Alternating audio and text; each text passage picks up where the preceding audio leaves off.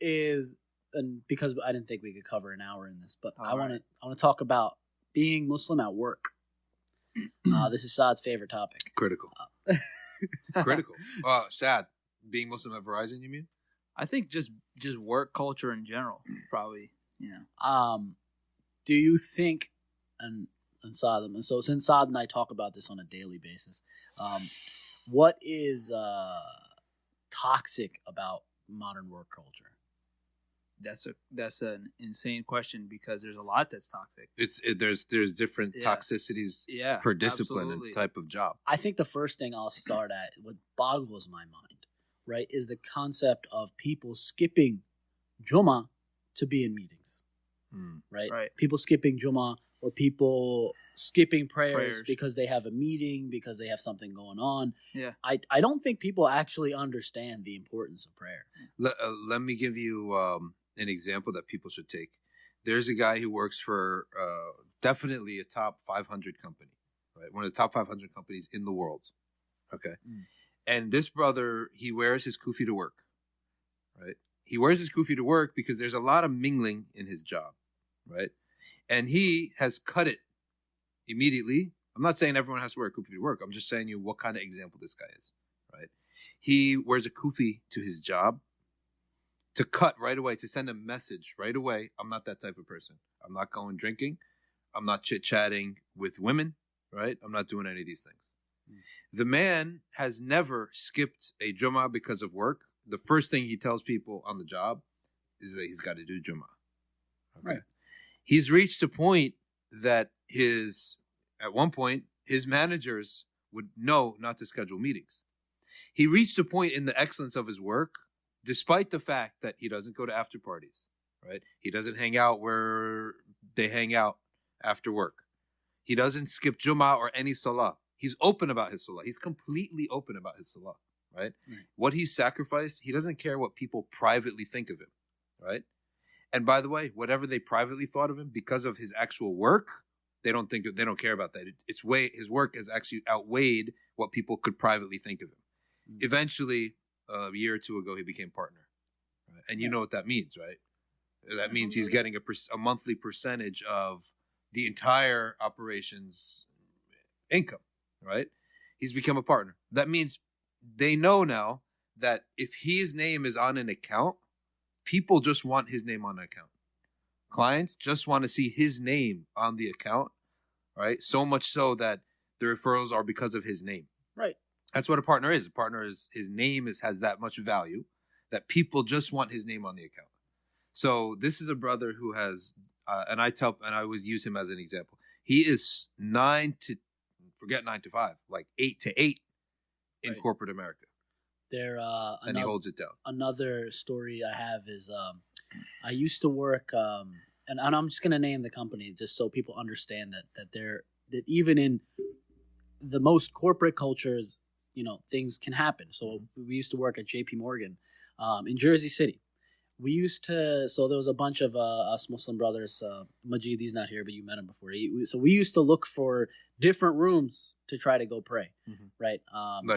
Sneaking like criminals. Yeah, like sneaking, like exactly. Yeah. And by the way, Muslims can't look like that anymore. Yeah. So hey, what are you doing on the 8th floor? Right? Yeah. So we used to go on random floors, find a conference room, this or that. I remember like one of us would stand outside the bathroom. 3 of us would make wudu. Right? So then one day we find out. Sad. One of them's dressing up as a janitor because if Carl comes, they're going to say, oh, sorry, just give us 5 minutes, sir. Give us 5 minutes, sir. And he peeks. Somebody walks by. Their foot in the sink here. Somebody walks by. The dude outside's like whistling. He's like, I know. He's like alerting the others. Yo. Yeah, you don't want to get caught with your foot in the sink. So basically what happened is we then discovered that there was a whole floor of Muslims. Like we had a prayer room, we had everything. So we're like, all right, let's go check out this floor. We had never gone there. We go to this floor. We discover dudes all Muslim. The whole floor is Muslim, right? Guys with beards, like fist-long beards. Wow. kufis, everything. So then, Majidi turns to me. No, my other friend, he turns to me and he says, he's like, you know why they have a room and we don't have a room? And I was like, why? He's like, because of how they look and they're firm and they got what they wanted, right? And I'm telling you, if you do your job, corporate America doesn't care. They had a whole room, a floor, a bathroom. Like they could do anything. They had Jama 3 times a day, right? And it was ridiculous. I'm like, and I'm specifically talking about corporate America doesn't care when it's something to do with numbers or technology, where who you are doesn't actually matter. In journalism, it's a big deal. Academia, it's a huge deal, right? If you get caught believing in God, some people are going to take issues, right? Get caught. People take issue. But when you talk about sciences, when you talk about accounting or these numbers and science, like quantifiable types of industries, right? Nobody cares what your name is, Bhakta Priya, whatever your name is, and no one cares how you look. Come up with that? Right? No one cares about any of that stuff. Right? As long as you can do the job, as long as you can do the job. Just in case somebody's name is that. Yeah, Bhakta Priya Vindaloo or something like that. But we apologize. That's the thing. Vindaloo is a type of food. Offense. Is that a food? What is that? Potato? How is that not offensive? That's not offensive. Yeah, that shouldn't be offensive. Very offensive. Because there's someone out there making 7 figures being a nerd, right? Yeah, absolutely. Right? Yeah, Bill Gates. And good for them. and good for them because they go out there and a lot of times they don't care. They have the thickest, heaviest accent. They don't try to Americanize. They don't try to make their wives Americanized, right? Right. Okay. And they do their thing and then they go back to their cultural group after that, right? And our problem is growing up mostly Arab and Desi middle class people, right? At least I can speak for the Arabs. And born here. That's a huge And key. Born here. Not only do they just want to succeed in the job, they also want to be, some people, not everyone, liked and loved by their colleagues. They sure do. Well, your problem is no one's going to the job to be liked and loved. You want to be liked and loved, go back to your family, go to your masjid, make some friends. But you go to the job to make money, right? If you know how to do the job, no one should care if you're green, if you pray, if you don't pray. If you have a bigoted boss, in America, I guarantee you, it's going to be one out of a lot. There's not going to be a lot of bosses, right, who are just going to give you a hard time because you pray. That's all in your head. And Shaitan puts it in your head that you can't pray and you can't do your deeds. Sheikh, I'll say, just as a counterpoint to that, if you're working in a blue-collar industry, you will find more bigots. Even if the bigots in the office jobs are just as bigoted in their heart, they know better than to express it. But say you work at a canning factory out in the Midwest somewhere, right? Yeah. And you're a bunch of immigrants from you're gonna be particular. So they're going to give you a hard time. They're not going to want to give you prayer breaks. But in that case, you have to assert your rights, and you do have rights. You do have legal rights. And let me tell you something about blue collar jobs. They're going to make fun of you for being Muslim, right? And you know what's going to make them stop or laugh it off? When you make fun of them back for being Polish or Italian or Irish, I'm telling you, they will equally laugh it off. They're going to laugh it off. Okay, you're a guy just like us. Now I know that you're normal, right? Because you could take a joke and a hit and you can give one back, right? That's By the way, how it works. if you're in a blue collar... People listening to this would not work in the corporate world. No, that's what I'm saying. Like if you're working with a bunch of guys, right? Yeah. Dish it out. In whatever...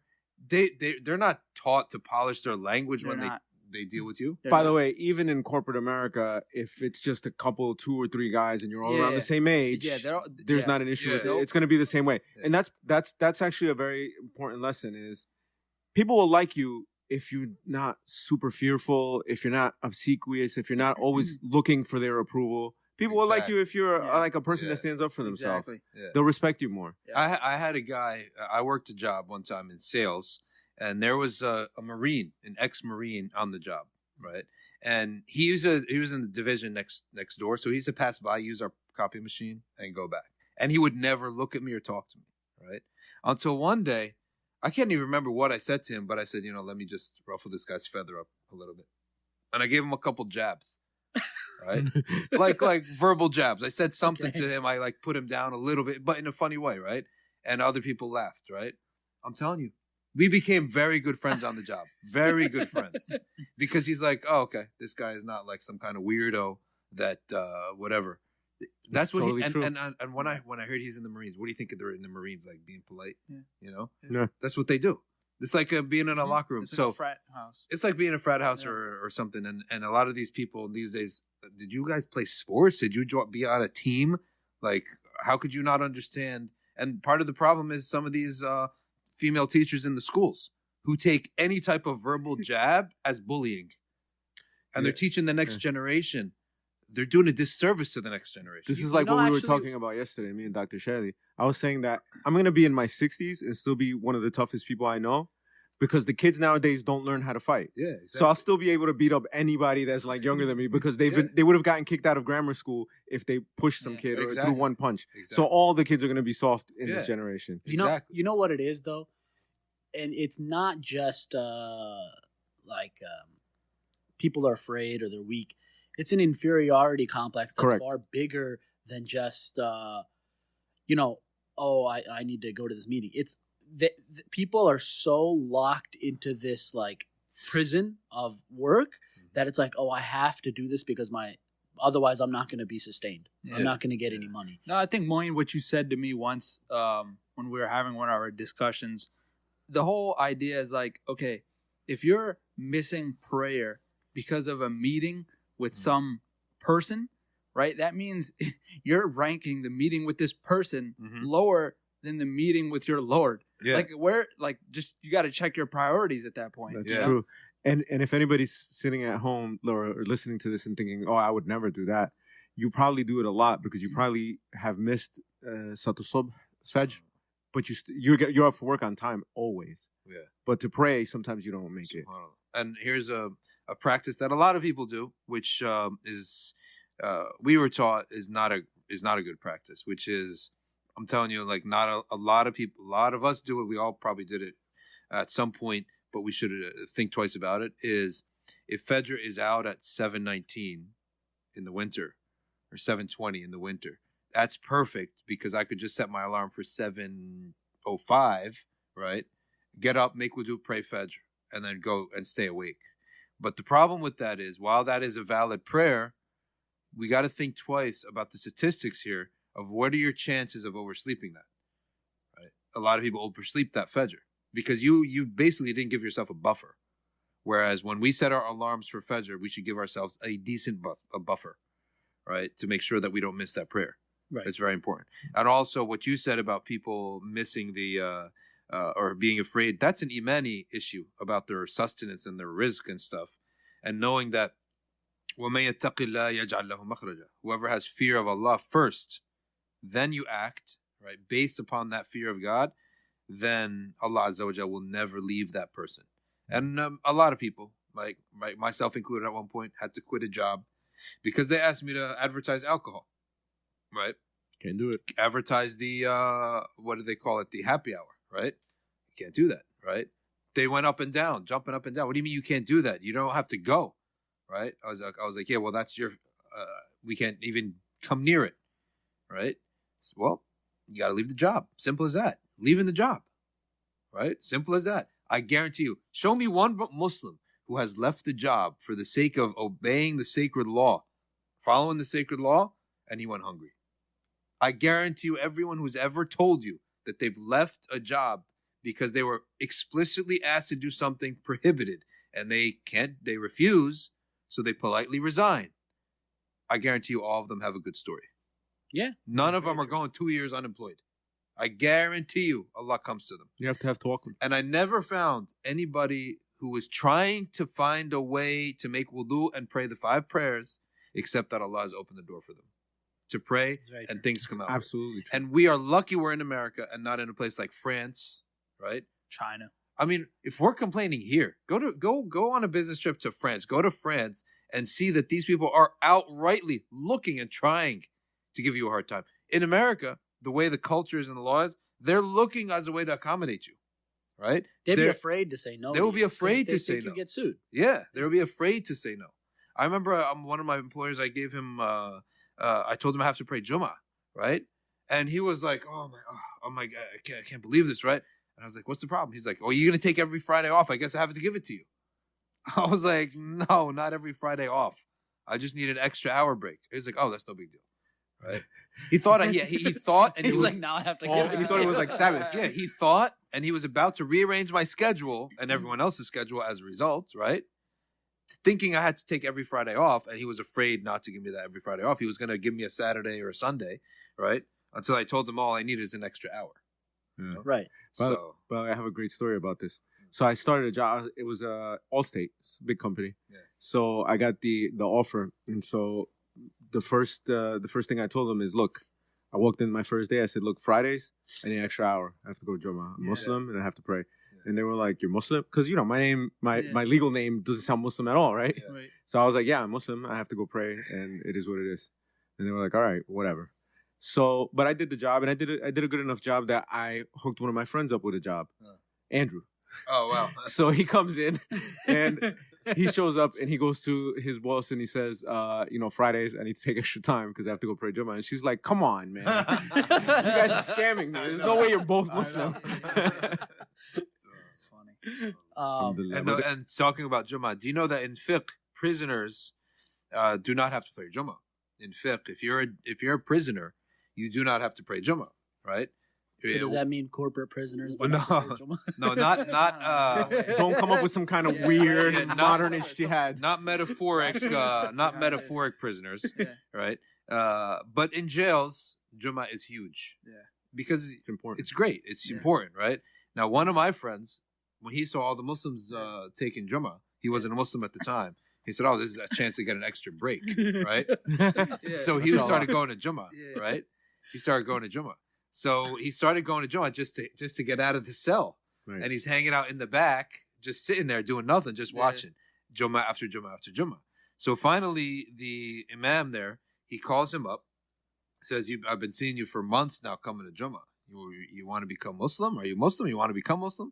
He said, "I'm not Muslim." "Yeah, but I'll become Muslim." "Yeah, sure." Right? So he goes. So he goes after the Jummah, the imam makes the announcement. "Anyone want to take the shahada?" Right? So and he points to him and says, "You want to take the shahada?" He's like, I ain't doing that, man. Yeah. He didn't know what that is, right? He didn't know what take the shahada was. I'm not taking nothing. He's like, I ain't getting involved in that. Yeah. He's like, wait, didn't you just say you want to become Muslim? He said, that'll do, right? Yeah. So he became Muslim just to get out of his cell to pray Jummah, right? So it goes to show you what Jummah does. Did it stick? It stuck. Alhamdulillah. This brother fought, and the brothers in the jails, they suffer a lot. People are able to pray Jummah in jail and pray on time in jail. Mm-hmm. And if you're at work, you literally have zero excuses. Yeah. Because there's people in prison that are able to pray without any problems. So I'm going to take the opportunity now to give you some guidelines about your rights, at least if you're in the United States. Elias Laho's Esquire, by the way. Yeah. Yes, so in the United States, you have the right as a religious person, whether you're a new convert to a religion, whether you've been working at that company for many years and you say, I'm newly practicing, all of these things count. So it's not like, oh, you've been working here for 3 years and you never mentioned it. Doesn't matter. You can become newly observant or more observant. What if you converted? Yeah, all of those things are covered and they've been covered by case law and they're covered under the law. Yeah. Under the law, if you ask for a religious accommodation, the burden is on your employer to either provide that accommodation or demonstrate that providing the accommodation would cause an undue burden to them that they cannot fulfill the way that you ask. Yeah. So you want Jummah off. You need to have an extra hour break for Jummah. They have to make an accommodation, either work, if you're taking an hour, work extra 15 minutes the 4 days prior or work an extra hour that day or something, right? Whatever it is, they should be able to accommodate you. And if they say, no, you can't do it, then they have to demonstrate. The burden is on them. The legal burden is on them to demonstrate how that's an undue difficulty for them. And I mean, it could be. Yeah. For example, a bus driver cannot stop his route halfway, keep the passengers on, pray Jummah, right, and then go back. So what they will do is maybe give them an alternate schedule. Yeah. On Fridays you work a late schedule or whatever, right? They can rotate your schedule or something like that. Or I mean, you could be like an ER nurse, right? An emergency room nurse, like a trauma nurse. Yeah. There's a gunshot wound. Yeah. You can't be like, well, somebody come cover for me and go. Yeah. So there's or like school teachers actually face this. It's a big problem because during the school day, and their breaks are structured in a certain way, and they might not be able to accommodate them, and there's nothing really you can do about it. In that case, you have no legal recourse. You might want to look for another job if it's a big. But otherwise, there's nothing they can really do for you. But those are exceptional circumstances. Let me tell you something else too for people out there who might not be aware of the fiqh. Do you know that Jummah can be done in 10 minutes. Mhm. Sayyidina Uthman ibn Affan gave a khutbah. Sayyidina Uthman is amazing. In his khilafah, he did things that neither the Prophet ﷺ nor Abu Bakr Siddiq nor Umar ibn Khattab did. And he did those things on purpose to show the Muslims what the limits are of what is fard and what is sunnah, right? So he did many things like this. And one of the things that he did was he gave a khutbah of Jum'ah with one verse of Quran. He did the requisite entry of the Jum'ah. You begin the Jum'ah with hamd. You don't begin with Bismillah.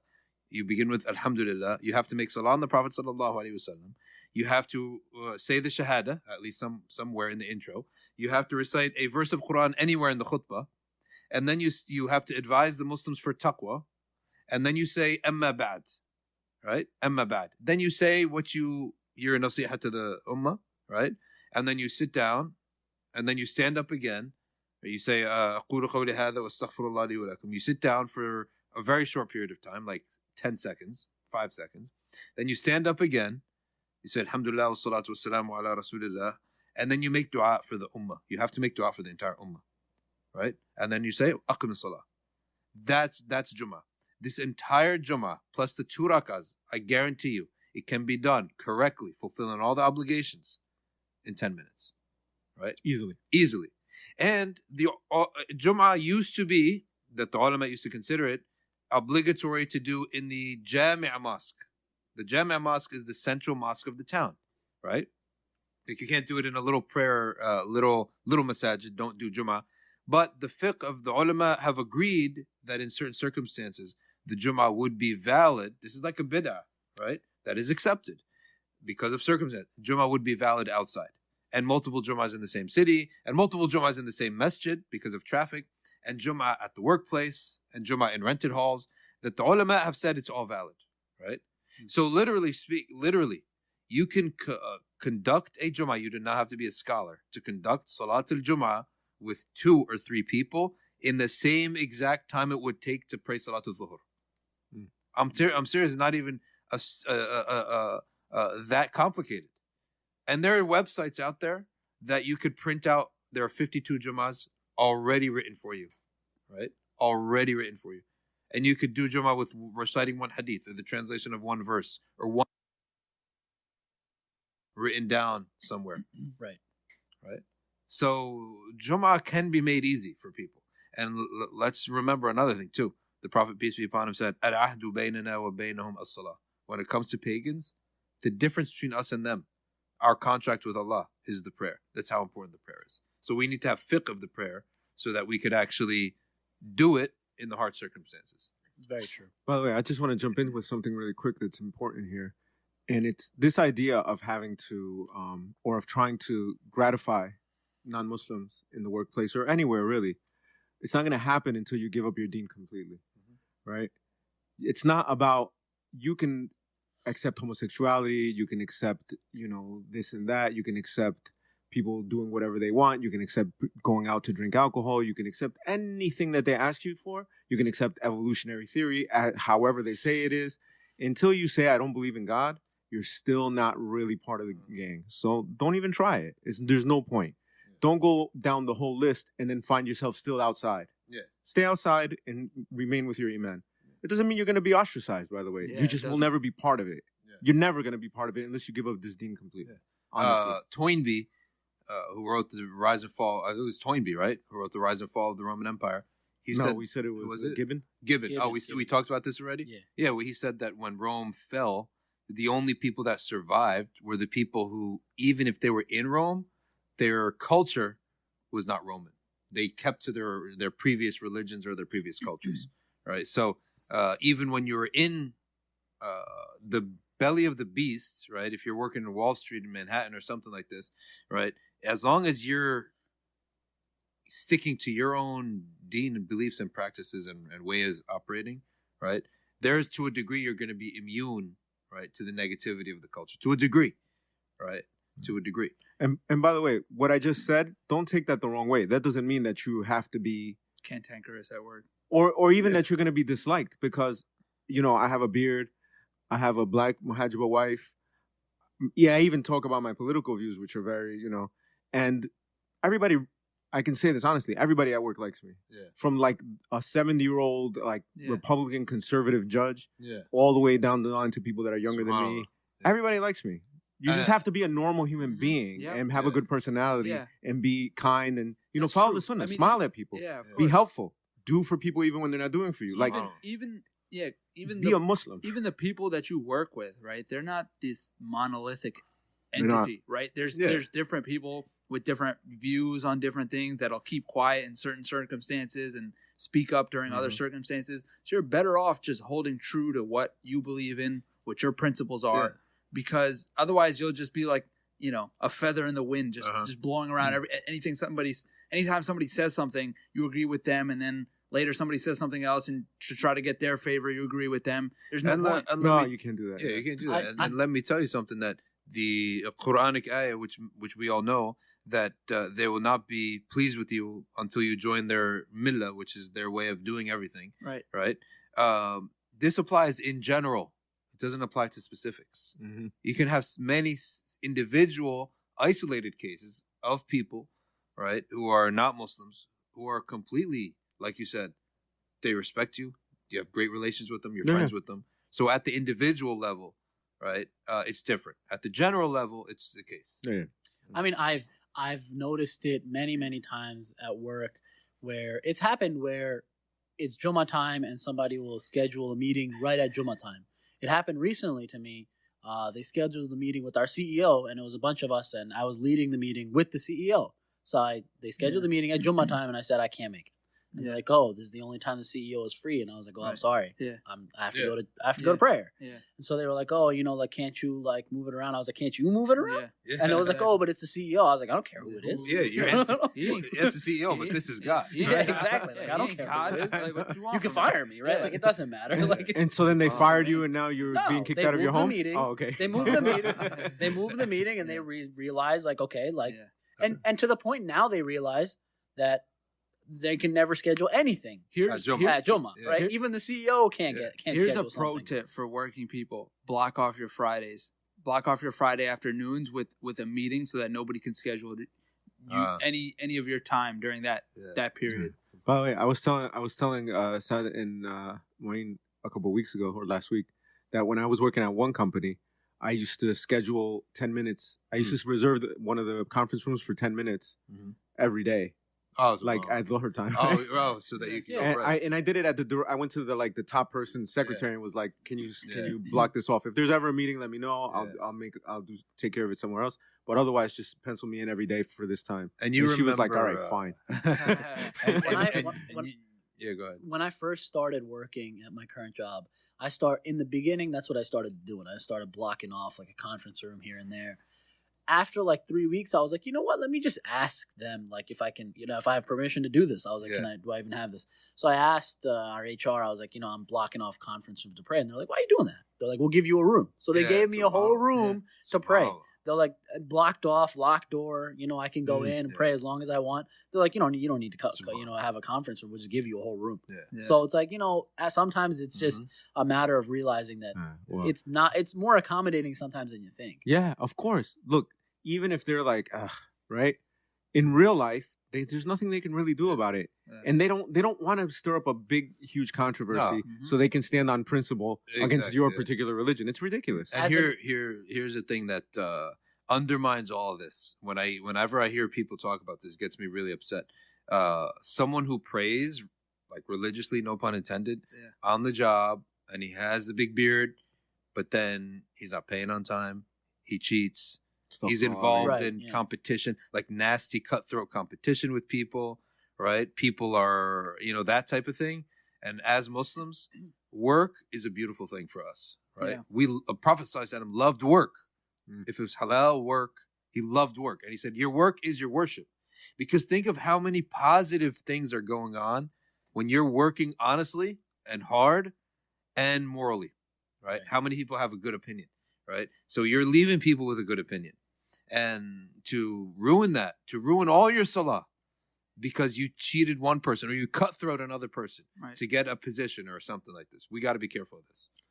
It's true. Yeah. And when I was looking at this subject, when we were reading through the subject of work and contracts and employer contracts, that employment contract and every provision in it is obligatory on you, like as if it was a commandment from Allah, right? Unless it's something haram. That's very You true. signed it voluntarily. You said, I agree to whatever restrictions you put on my internet use. I agree to being here at this time and leaving at this time. And in between then, actually working and doing what you're asking me to do. And according to the ulama, any violation of that is sinful, and it's like you're stealing. Right? And you're treacherous to your boss, who's the means through which Allah is providing your rizq. The principle in Arabic is Shari'atul muta'aqidain al-aqd, which means the sacred law, the Sharia, regarding two people with an agreement is the agreement. So, for example, no one says, well, it's in the contract. Oh, yeah, but it's not in the Quran and the Sunnah, right? Yeah, but it's in the contract, right? And the contract, why? Because the Prophet, peace be upon him, said, Al-mu'minuna inda shurutihim. Believers are on their contracts, right? If you give a word to someone, right, that becomes Sharia, right? That becomes your individualized sacred law that you agree to. And think about this. Marriage, do two people have to marry? No. The fact that they marry, what are they doing? A sunnah. It's just a sunnah. It's not fard. But once they marry, there are responsibilities now that are fard. It's fard on him to do certain things, and it's fard on her to do certain things. Right. If he or she doesn't do them, they're sinful. Even though getting in the contract to begin with was just a sunnah. Yeah. Likewise, getting a work contract, working is fard, but that specific contract is like halal, right? Yeah. But now, keeping it up is fard. Right. I'm just going to throw this in here, though. A lot of corporate jobs, right? This stipulation of like, oh, you need to be, it's not like a factory worker, right? Where you're on the, you're on the belt making things constantly. You need to punch in. Right. You need to punch in or punch out. And so corporate jobs are very like, there have been times I've asked my manager, what do I do for the next couple of days? I don't have anything. And he's told me, just chill out. I'm like, what does that mean? He's like, here's the thing. But then, what do you mean? But then that's part of your agreement. So it's permissible. So as far as like the missing prayers at work thing, I think, people need to do some introspection on this. Because how much of it is due to a perceived intolerance from your coworkers or a lack of accommodation versus people's own embarrassment of doing these things visibly at work? Yeah, of course. Right? Absolutely. Because that plays a part too, right? It's easy to be like, you know what? They're not going to allow this. They're going to say no. They're going to think this. They're going to do that. Versus just your own reluctance in oftentimes pray, in our head. Right? I remember one time in London, I used to recite my entire portion of Quran just on the bus, right? I used to love taking the bus, right? Because you recite your whole portion of Quran and do a lot of things on the bus. So I used to tell brothers, you just do your Quran on the bus, right? One brother, he came back, he's like, SubhanAllah, I did it, man, but everyone was staring at me, right? I was like, you're probably acting funny though, right? Because I just pull it out. He was and reciting like Abdul Basit. Yeah. But it's humans almost like can sense if you're nervous, right? Of course. Yeah. They could sense that. Of course they can. But so if you're it's probably in your head that they're like that. Yeah, it's very true. And also, to Most care people what, don't especially on the bus. Why do you care what strangers think about that's you? true. Yeah, you'll never What's see more them again. important? At You're work, never gonna like see I this could person still be again. like, all right, they know you on the For bus. some reason, Social stigma is a huge thing for a lot of people. social stigma is a big But deal. even with strangers that you'll never see again. Yeah. Like I was telling these guys last week too, I used to have a car that had a dent on the door. And I didn't fix it. I didn't want to waste the money on it. The accident was my fault. And people used to be like, whoa, why don't you get that fixed? And I'd be like, why do I care? Yeah. The 99% of the people that see that dent, it might think, oh, that guy has a dented car. Yeah. I'll never see them. The people in the street who I'll never interact with. What do I care what people think? I always talk to people who tell me, and I have an allergy. As soon as someone says, well, the people will think, I have an allergy to this, right? I totally love and respect people who act on their own principle. Not jerks, right? No one's advocating to be a jerk. Yeah, of course. Right? Because that's against the sunnah. Right. But I love people who act on their own principle, not accounting their principles, right, to other people. Now, how you talk, how you act upon those principles is a different story. You could cater it so that there's no need to pick a fight where you shouldn't. Right. And it's also sunnah to offend people. But the principle itself, whether it's offensive or not, if it's revelation, you shouldn't care. If it's the right thing, you shouldn't care, right? You're not going to go eat pork because so-and-so is going to be offended if you don't, right? Are you going to do that? No. So why won't you do anything else, right? So it's people, I think, are actually very attracted to someone who has something to believe in. Right. And they're not attracted to someone who's trying to pander and apologize. Like I remember people who always say, "Oh, you fast Ramadan? It's in the summer. It's in August." Yeah. And they say, "Well, it's only 12 hours." As if you're what if it was you're not proud of it? Yeah. Of course. I say, I'm fasting in Ramadan, August. If Allah said add another hour, I will be proud to do it. Of course. Right? Look, where's your pride? And I kind of missed that attitude. Go ahead. I'm gonna quote my man Omar from The Wire. A man gotta have a code. I was listening to an old Hamza Yusuf lecture from like the 90s, right, today. And I kind of missed this attitude that Muslims used to have where they were just firm on their principles. So in the middle of the talk, he says, the 90s. he's like, That's how 90s was good, man. He says, he's like some of these kuffar. He's like, they say, in my humble opinion. He's like, what do you mean in your humble opinion? Right? So like, it really hit me. I was like, 10 years ago in our communities, like there were still people who were firm, right? Like they didn't just like wobble. But nowadays, like everybody, even at work, it happens now where it's like, oh, we try to conform to, It's bad dawah too. It is. It's very bad. It reflects that you yourself aren't really convinced almost. Like someone says, I got to pray, but it's only 2 minutes. Hold on a second. You should be proud of your prayer. What do you mean it's only 2 minutes? I'm going to go pray, right? You're going to give me time to pray, period. End of discussion. Yeah. Right. Like you don't have to be a jerk. No one's going to be a jerk, right? But we're saying, like, why are you talking in this defensive, this type of apologetic approach about your deen? You should be happy about it. Like it's a concession. And proud of it. Yeah. As if you're like, you're almost apologizing that you have this obligation, right? It should be your number one pride and joy. And joy, too. Not a pride. That one of the people say, what is a sign that prayer is accepted with Allah? He said that you enjoy it, the prayer. That you love the fact that your God commanded you to pray. Allah. Dude, if your CEO called you up to the office and he said to you, hey, what's happening, man? I just want to talk. You go up scared. What did I do wrong? He said, no, just sit down, man. I just want to talk. Tell me what you want to say. How would you feel? You would be walking on air. You'd go take your wife out for a dinner that night. Your kid would fail and you won't even say anything to him, right? You'd be so happy. Imagine the creator of the universe has called you to meet him. This is what salah is. So you're saying we shouldn't rush it? SubhanAllah, man. Because you wouldn't go into the CEO and be like, all right, but I got to get back. Yeah. I knew a guy who once said to me something so bad. He doesn't realize he's saying it so bad. He said he has mastered Salatul Fajr so that he actually doesn't have to wake up. Like he goes, I've mastered the Fajr prayer to the point that, right? He knows that he doesn't have to turn any lights on.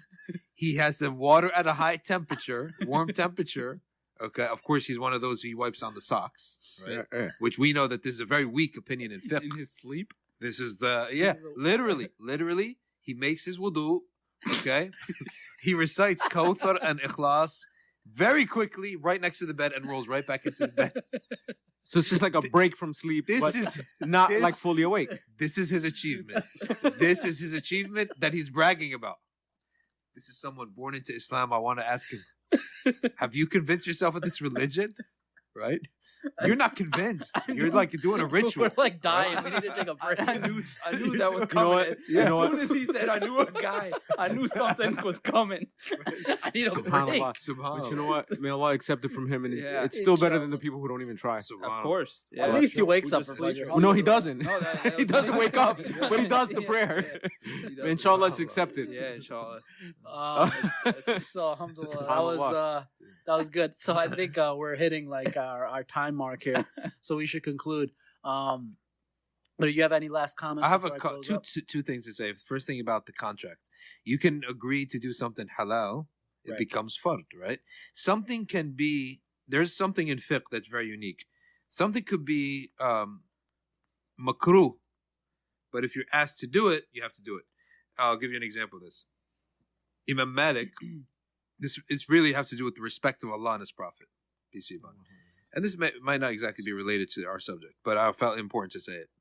Imam Malik said, One time, we all know that salah after Salat al-Asr is makruh, haram, to pray after Asr, right? Now, a boy one time came to Imam Malik, radiallahu anhu, rahimahullah, radiallahu anhu, you should say, and he said to Ya Malik, irka, right? To pray 2 rakas. And Allah alam, I think maybe he wanted to see how Imam Malik prays, right? He's a young boy. Now, we know that it's haram to pray at this time. Imam Malik got up, haram or makruh. Imam Malik got up and he prayed 2 rakas. And all of the youth, the students, were surprised. They said, and they didn't say anything, right? Imam Malik was not like Imam Abu Hanifa, who allowed his people to talk. Imam Malik was very like majestic and like a king. He was king, basically. And they didn't talk. They didn't say anything. But he explained to them. The Quran says, وَإِذَا قِيلَ لَهُمْ رُكَّعُوا لَا يَرْكَعُونَ. If they're told to make ruku'ah, they refuse to make ruku'ah. So that ayah overrides this ruling, right? So I prayed the 2 rakas because the boy said pray, and you can't say, no, I'm not going to pray. Likewise, if people are respecting the Prophet, peace be upon him, there are certain things that aren't sunnah to do regarding the respect of the Prophet. They're not sunnah to do, right? For example, if someone says stand and make salam on the Prophet, peace be upon him, stand out of respect. If everyone does it, right? It's not sunnah to do that, right? However, if someone asks you to respect the Prophet in a certain way, for you to say no will make your heart hard. You give you a hard in your heart. So certain things that have to do with that are, of course, if it's outlandish and forbidden, obviously we're not going to do that. So likewise, it's just something that came up to my mind, even though it's not, or when we said that you enter into a contract, it's halal to enter into it, but once you enter into it, it's binding and obligatory, right? So that's one thing. The second thing that I wanted to say is a lot of Muslim brothers and sisters out there, they love the deen, they love everything, and they're always saying to themselves, they're feeling guilty about being at work, and they're saying, I wish I could just be doing dawah. I wish I could be seeking knowledge. We tell them, and Sheikh Yaqubi was asked a long time ago, can I live a worldly life as a doctor or a lawyer and be a talib ilm, student of knowledge, and on the path to Allah? He said, of course. You're gonna have to allocate certain times to study. And for these people, all they need to know is the location of where they can access lectures, and they need to know the difference between knowledge classes and what we call waz. Waz is like a nice talk, a nice Jummah khutbah, or Jummah khutbah is a little bit more formal, or a nice little talk, a pep talk, right? that you hear at conferences. They need to know the difference between that and an actual lesson of aqidah or fiqh or Quran or hadith. And then they slowly listen to these lectures and take an Arabic class once every 2 weeks or once a week, right? You can do it, but you also should never feel guilty about working, right? Allah has not made the earth for all people to be students of knowledge and mendicants and students. You know what? This is a perfect... And that question, right? Yeah. I mean, just look at the examples. You have like Dr. Samar Nas, medical doctor, sheikh. Physician. Dr. Muhammad Ninoi, medical doctor, sheikh. Yeah. Dr. Hussein Abdul Sattar, medical doctor, professor of medicine, sheikh, right? Yeah. Like it can be done. And by the way, the barakah that Allah will place in your time if your intention is correct. Yeah. The time that I did the most, and I don't have any, but the little foundation that I made for myself in terms of learning was coincided with my first year of being married, my second year of law school, while I was working full time. Yeah. And I still was able to accomplish all this. And law school is a lot of reads, like 600, 700 pages a week. Yeah.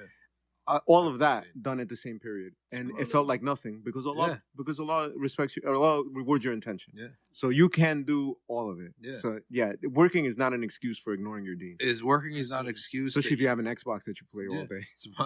And watch cat videos. And on top of that, cat videos are very they increase your iman. and on top of that, the Prophet said, "Make the halal halal." Yeah. Right. Which means that if you work in a halal job, this is an act of worship. Right. You're saying this is a halal money I'm earning here, right? And it's not easy to get a halal job these days. So many jobs have shubhas, especially in the financial side of things. Very true. So, alhamdulillah, I do want to close. Before we close, I just want to say, alhamdulillah, somehow we've been invited to do a live version of the podcast at the Enlightened Path Conference in Philadelphia, February 10th.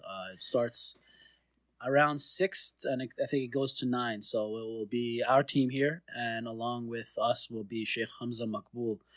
So we'll be bringing our equipment. Inshallah, we'll be doing the podcast live.